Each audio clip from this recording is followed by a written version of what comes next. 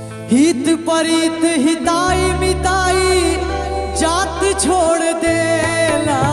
हित परित हिताई मिताई जात छोड़ देला। जब समय होला कमजोर,